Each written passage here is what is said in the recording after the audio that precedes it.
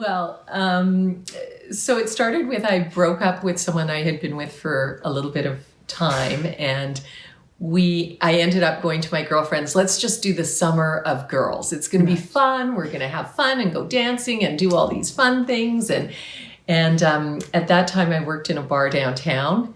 And I remember it was a Friday night. It was really busy. I was the bartender, and I was sitting at the bar making drinks, and I looked over and I went like this. And there was a fellow sitting at the stand-up bar that went like this at the same time. And I was like, hold on. Oh my God, that guy is so fun. He looks like somebody I need to go have a drink with. So I ran into the back and I said to the bar manager, buddy, can I get off early? There's this guy sitting at the stand-up bar. I really want to go out there. And he went, no, get back to work and finish your shift. So, of course, it was cocktail hour Friday night. It got busier and busier. And I sort of completely forgot about it.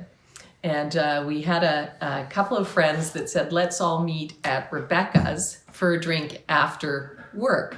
So I think it was around 7:00 at night. I walk into this bar, and there's my friend who I know, and sitting with him is Cliff. I was like, oh my gosh. How fortuitous. What are the chances? It just happened. It just happened. Cliff thinks I set it up because I knew this other fellow, but I had no idea that we had mutual friends. Yeah. So it turned out really well for me. And then I'm going to say about 3 or 4 weeks later, I'm sitting with all my girlfriends because it's the summer of girls, and they go, you know, who's the smiley guy? Who's he? And I went, he's the one. And I went, I just know it. I can feel it. He's the one. And they were like, wow. So that's my version, Cliff. What's your my wife's version. That night we had drinks at the bar, and we decided we'd all meet for lunch the next day at Spinnaker's. Right. And we met at Spinnaker's. We were supposed to go canoeing, but we ended up just having lunch. And that's where it all started. So the summer of girls. The summer of girls, and I didn't want that to happen. You were against the summer of girls completely. Well, I was admiring Jackie from a distance for a long time, but I knew she was in this relationship, so I went, well, that's not going to happen. And we had a mutual friend, and he let slip one day that Jackie was about to leave this guy. And I thought, this is my opportunity. I have to act now. Once she comes on the market, there's going to be 100 guys lining up trying to date her. So I have to get in there now. And I said, well, one thing I know, her and Daryl are close friends. So where Daryl is, Jackie will usually show up. So Daryl was my new best friend. Absolutely. Okay, so It was timing and strategy. Yeah. But I just said, I'm in love with this woman, and she must be mine.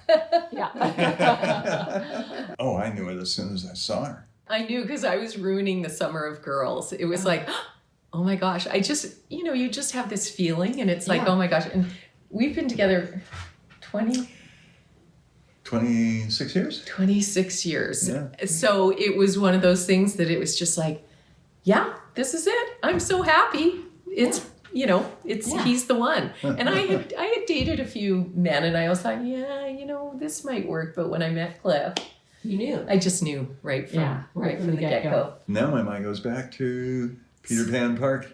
Yeah. By Carnarvon Court. Okay, by Carnarvon, yes. Mm-hmm. Yeah. And I had an apartment close by, so we were heading home, and I had decided I was going to propose to Jackie, and I had this ring custom made with a jeweler friend of mine. So I said, I want a unique, one-of-a-kind ring.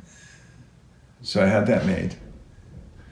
And then I decided, well, we're on our way home. I'm going to go park In the at park. Peter Pan Park. And I thought, no, this is where I'm going to propose to her. This very wasn't cool. choreographed very well, you know, because we're in the car and what was on the radio, like a Rolling Stone. Now, this isn't exactly a love song. Yeah, Bob Dylan, like a Rolling Stone. It was funny, but we had the perfect evening. So, you know, It was we just had. kind of the climax. Oh yeah, of we the- went to a movie and dinner, and it was just one of those evenings that it was like, this is perfect. So when we stopped in the park, it was like, I really didn't have any idea, and then he proposed, and I was like, Yes. Okay, how Perhaps. long had you dated? Yeah, perhaps. Let me think Perhaps. about that. how long had? That's hard to remember. I'm going to say within 6 months. Yeah, but then the wedding took a lot longer, Jane. Okay. All right. That would be, what, 5 years later? 5 or 6 years later, and we kept going, let's plan the wedding, and we'd sit down, and it was like, this is exhausting, oh my gosh. And then we went to visit my sister in Mexico, and we were making our plan for what we wanted to do. We were there for 3 weeks, and she said, oh my gosh, let's plan a wedding. And I was like, whose? So I phoned my mom and went, how would you feel if? And she was like, oh my gosh, get married, would you? So we had a really small, we eloped, we had a small wedding. And down in And that was a Mexico big with your surprise. sister. Yeah. And did your mom fly down? No, No. she didn't have time, so Right. she was just happy to get rid of me, I think. I She was was like, like, just do it. I remember that we were out at the restaurant, and when her sister said, I can have you guys married in 2 days. Okay. And all of a sudden it was like, gulp, check. But it was a nice wedding. It was, yeah. beautiful. Yeah, it was everything you could have ever wanted. And we came home and just went, hey, we're married. Mine would be that it's not always perfect. Mhm. You do have to work together as a team. You know, it sounds so Yeah. corny, but you have to work together as a team, and you have to have a really good sense of humor. What would your advice be? Oh, I would say number 1, trust. Number 2, laugh about something every day. And number 3, always tell your wife she's the funniest woman in the world. Honey, I told him that in the beginning. I said, if you don't think I'm the funniest in the world, we may as well just end it. And so I always get that, you're the funniest, honey. And I'm like, yes.